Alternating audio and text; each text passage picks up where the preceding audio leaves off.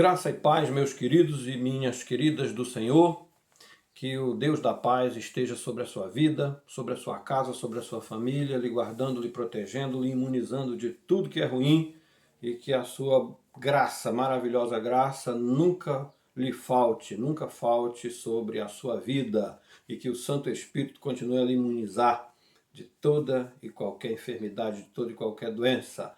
Bem, meus queridos, nesta oportunidade faremos mais uma reflexão bíblica e o tema será o que é a vida.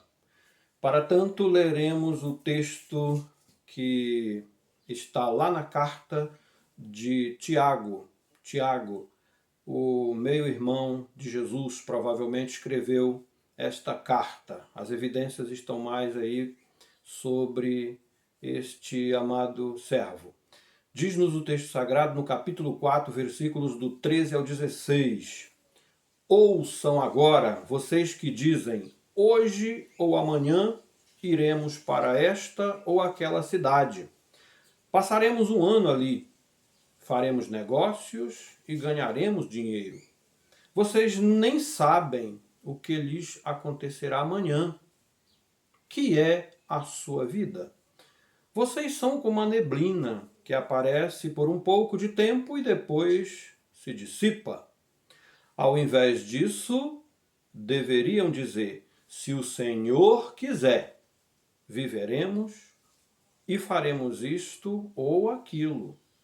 Agora, porém, vocês se vangloriam das suas pretensões. Toda vanglória como essa é maligna. Palavra do nosso Senhor. Essa é a nova versão internacional, tá certo? Vamos orar? Santo Deus, dai-nos a iluminação para entendimento de mais um pouco de Tua palavra, amado Deus. Abençoa a mim e a todos que me ouvem nesta oportunidade, que me veem também. É em nome do amado Jesus, nosso Senhor, autor e consumador da nossa fé, que nós oramos. Amém. Pois bem, meus queridos, geralmente, os nossos planos ou projetos, sem a devida aprovação do amado Pai das luzes, como nos diz o mesmo Tiago, lá no capítulo 1:17, quando ele diz que toda boa dádiva e todo dom perfeito vem do alto, descendo do Pai das luzes, em quem não há mudança e nem sombra de variação. A NVI tem até uma versão interessante que ela diz: toda boa dádiva e todo dom perfeito vem do alto, descendo do Pai das luzes, que não muda como sombras inconstantes. Então, meus queridos, tudo que fazemos devemos submeter isso ao nosso soberano Pai das luzes. Ele é soberano sobre tudo e todos, e nós não podemos nos esquecer disso. Então, nesta reflexão, eu quero pensar com vocês sobre 3 pontos importantes, 3 observações que faremos em meio a tantas demais, tantas outras, melhor dizendo, mas eu quero apenas destacar 3. A primeira, o amanhã pertence a Deus. Então, diga isso sempre, o amanhã pertence a Deus. Não adianta pretensões humanas, não adianta pretensões científicas, porque o amanhã pertence somente a Deus. É verdade que Ele deu inteligência e sabedoria para os homens, a gente sabe que a meteorologia ela acerta bastante, mas uma coisa interessante, há erros. Por quê? Porque quem detém tudo isso, quem está acima de tudo e de todos, é o nosso Pai. Ele está lá no amanhã, é Ele que conhece tudo, é Ele que tem ciência de tudo. O salmista, no Salmo 139, deixa isso bem claro, quando ele diz, Senhor, Tu me sondas e me conheces. Olha o que diz o versículo 16. Os Teus olhos viram a minha substância ainda informe. Imagine você. E no Teu livro foram escritos os dias, sim, todos os dias que foram ordenados para mim, quando ainda não havia nenhum deles. Então, observe a profundeza, né, a profundeza desse texto, aonde o salmista destaca atributos incomunicáveis do nosso Deus, dentre eles aí a onisciência, a presciência, não é? Alguém que sabe de tudo, que está lá no futuro, mas que nós não estamos. É verdade que aquilo que acontecerá conosco, o Senhor já escreveu, porque ele tem ciência de tudo, ele é presciente, ele conhece tudo antes mesmo das coisas acontecerem. Ele está sempre antecipado, ele se antecipa ao tempo, aos fatos, a tudo. Na verdade, nosso Pai, o Pai das luzes, como lhes disse antes, ele é o Senhor do tempo, é ele que governa, é ele que controla tudo. E quando a gente tem a ciência, quando a gente chega a esse entendimento, a gente começa a entender, ou melhor, a gente começa a perceber um pouquinho da grandeza do nosso Pai. Pois bem, então, meus queridos, o amanhã pertence somente a Deus. Quando a gente passa por aí a gente reflete também que o ir e vir é uma concessão divina. Jamais conseguiremos fazer e acontecer se o Senhor não nos permitir.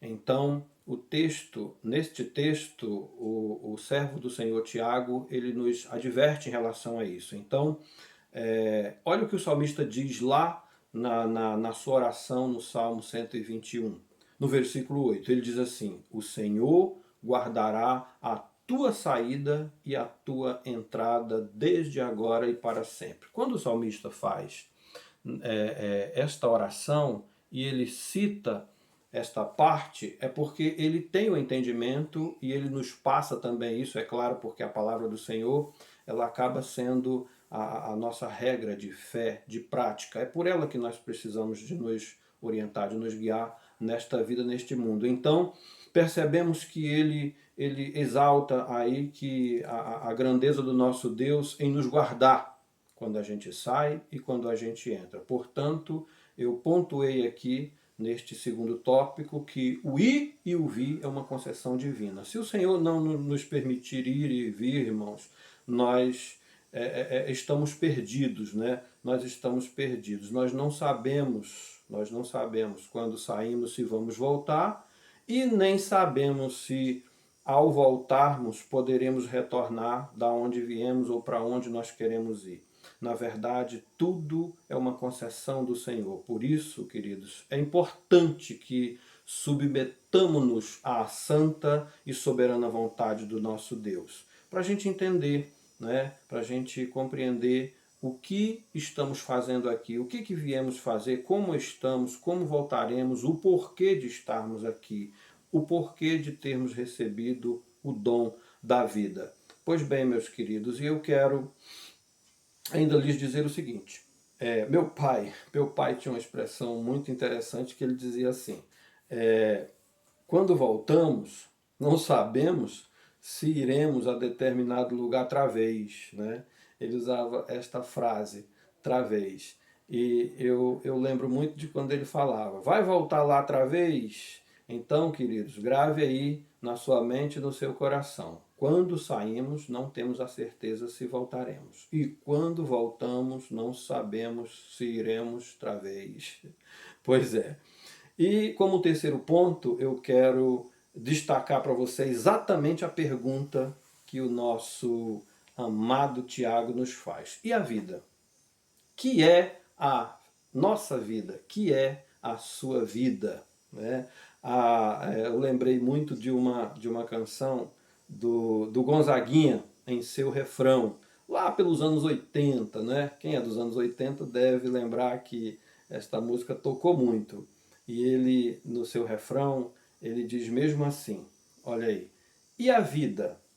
E a vida o que é? Diga lá, meu irmão. Ela é a batida do coração? É uma pergunta que ele faz, né? E a vida? E a vida o que é? Diga lá, meu irmão. Ela é a batida de um coração.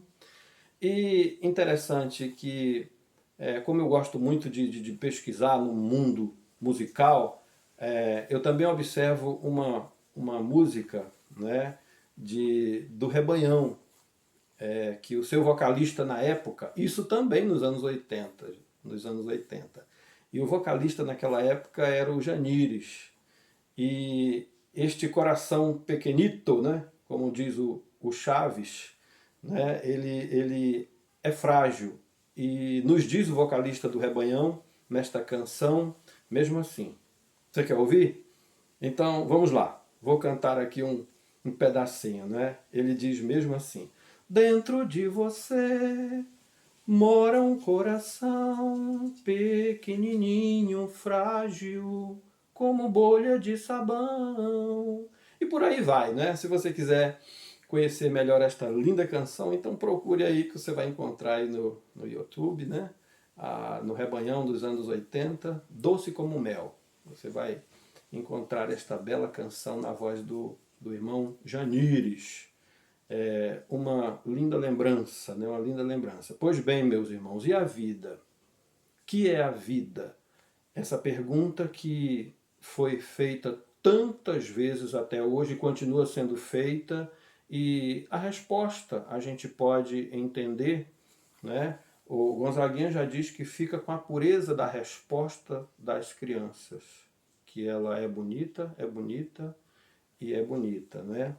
Agora, essa beleza de vida que a gente tem e que a gente bem sabe que ela provém do nosso Pai das Luzes, do nosso Senhor, que nos deu esta vida, Ele é o autor da nossa vida, Ele nos deu também, nos a deu com um propósito. E este propósito, irmãos, que muitos chamam de uma missão também, na verdade, é a de adorá-lo, louvá-lo, agradecê-lo, engrandecê-lo e propagá-lo a tantas outras vidas para que cheguem ao seu pleno, ou pelo menos o máximo possível de conhecimento. E, meus queridos, a gente está convivendo com um problema seríssimo, né? De um vírus terrível, mortal. E o vírus não quer saber. Ele não quer saber se a vida é bonita para nós, ele não quer, ele não perdoa, né? Esse vírus, irmãos, ele não tem coração, ele não ama, ele não tem compaixão, né? Mas a gente também está falando do vírus, mas não é só este vírus que está aí, não. Né? Muitas outras doenças mundo afora têm dizimado, né? Têm ceifado tantas outras vidas. E a gente sabe também que a nossa vida é exatamente isso aí que o nosso amado irmão nos falou. É apenas uma neblina que está e logo se dissipa. A verdade, queridos, é que uns vão na frente, outros vão um pouco depois, outros vão mais tarde, mas que todo mundo vai. Né? Não faremos parte da geração do próximo milênio, não terá jeito. Né? Todos passaremos por esta e no próximo milênio serão outras gerações. Só quem muda de geração aí é a internet, né? Que começou com um G, né? Depois foi para 2, 3, 4 e nós já estamos aí com a 5G, né? 5G nada mais é, nada menos do que a quinta geração, né? Então, prometendo aí uma internet super rápida, algo em tempo real, né? Um filme, por exemplo, que você gostaria de baixá-lo e demora tanto, né? Com a 5G, ele provavelmente, segundo nos é passada a informação, nos Estados Unidos isso já acontece. São apenas 5 segundos, já pensou? Pois é bem rápido. Mas só quem muda de geração é a internet. A gente não consegue passar muito, não, né? Então, meus queridos irmãos, o que eu lhes falava a respeito desta vida, em relação a este vírus e tantas outras doenças que eles não perdoam e que precisamos, o que eu gostaria de lhes falar e deixar para você nesta ocasião, nesta oportunidade, é que nós precisamos de um plano de vida espiritual. É nisso que eu quero finalizar a mensagem, a reflexão nesse instante, neste momento.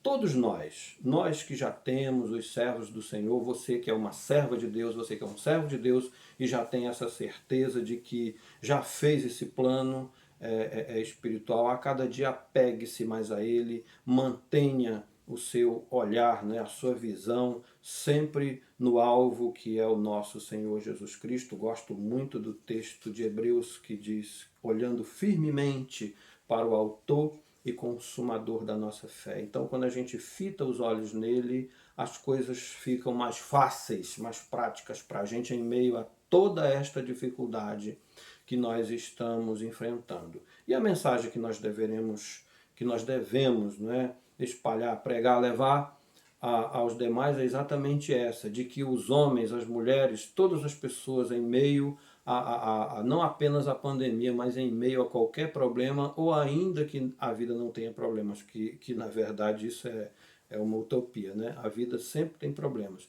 Mas a mensagem que nós devemos levar ao mundo é de que cada um, cada ser, cada criatura de Deus precisa de incluir, não é, neste seu viver o plano espiritual, porque não adianta se projetar nada para esta vida terrena. Precisamos de ter um plano de vida e mantermos ele em dia.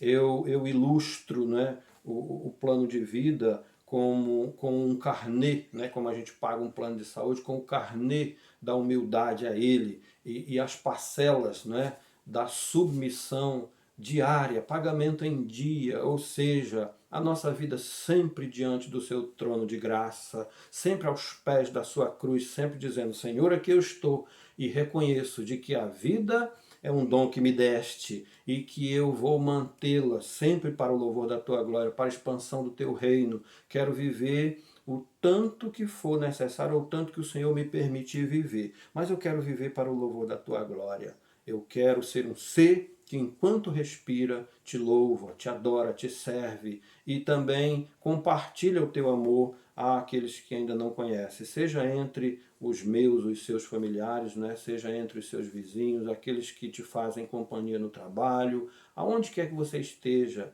num curso, na faculdade. Meus queridos, o nosso papel é vivermos como servos do Senhor, aproveitar a vida que Ele nos deu aos seus pés e compartilhar, né, deste amor e pregar esta mensagem de que a vida é ela só é importante e ela só é bem vivida quando nós vivemos a abundância de vida que o Senhor nos ofereceu.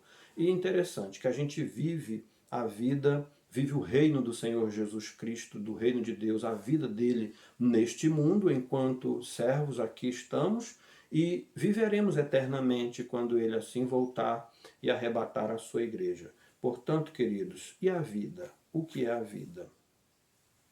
A vida é tudo o que existe de mais importante quando a gente a devota ao autor dela. E como eu dizia para você antes, né, a respeito desta bela canção do Gonzaguinha, ele diz lá numa das frases, já mais para o final da música, que a morte ninguém quer, ou seja, ninguém quer a morte, só saúde e sorte. Na verdade, a gente quer isso tudo. Mas um dia, uma hora, chega ao final. Ele mesmo, né, já não está entre nós, né, já não está mais neste mundo. E tantos outros já foram depois desta canção. E continuam indo outros, né? Hoje, por exemplo, certamente você vai ter notícia de que alguém já partiu também. E assim, meus irmãos, a vida é só isso. É um sopro, é uma neblina que está e logo se dissipa. Mas quando se tem o plano de vida espiritual, conforme eu lhes disse, né? Carnezinho da submissão a Deus, parcelas da humildade, da submissão em dia com o nosso Pai. Ah, quando a gente fecha os olhos, né?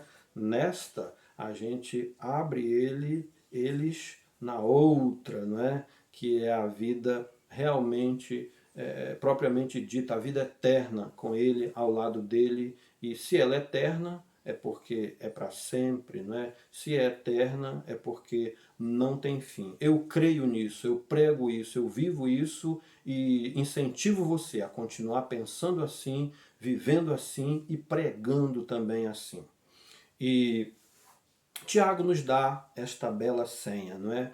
A senha de como chegarmos. Ele diz assim, ao invés de dizer o que foi dito aí dos versículos 14 para trás, ele diz assim, ao invés disso, deveriam dizer, se o Senhor quiser, viveremos e faremos isto ou aquilo. Ou seja, tudo que fazemos nesta vida é uma concessão ou é uma permissão ou é segundo o propósito e vontade deste soberano Pai. Isto é uma declaração de submissão a Ele. Meus queridos, que procuremos, queridos e queridas, que procuremos a cada dia ser submissos, devotar esta vida ao nosso ser, ao nosso Criador, melhor dizendo. Ao invés de avarento sermos, ao invés de acharmos que somos a geração que vai ficar para o próximo milênio, porque não vai, né? Que sejamos apenas pessoas que vivem bem diante do seu Deus, diante do seu Criador. E que entendamos que somos apenas passageiros, né? Passageiros no trem desta vida. E que a qualquer momento o trem para na estação e nós teremos que descer, mesmo que seja contra a nossa vontade. Mas o mais importante é que em qualquer estação que descermos, viu? Nós vamos estar diretamente embarcados no trem que nos leva à Cidade Santa. E nós estaremos para sempre com o nosso amado Rei, com o nosso amado Senhor. Reinaremos com Ele para sempre. Esta é a nossa esperança. Então, não interessa se iremos hoje, se desceremos na estação amanhã, na próxima estação e assim por diante. O que é mais interessante é que aqueles que têm inclusos na sua vida o plano de vida espiritual, o plano de vida eterna, reinarão para sempre com Ele. Que Deus continue a lhe abençoar, que Deus abençoe a sua vida, a sua casa e que enquanto nós vivermos neste mundo, que a sua maravilhosa graça esteja sobre nós. Deus lhe abençoe hoje e sempre. Receba aí o meu carinhoso abraço e até a próxima reflexão. Amém.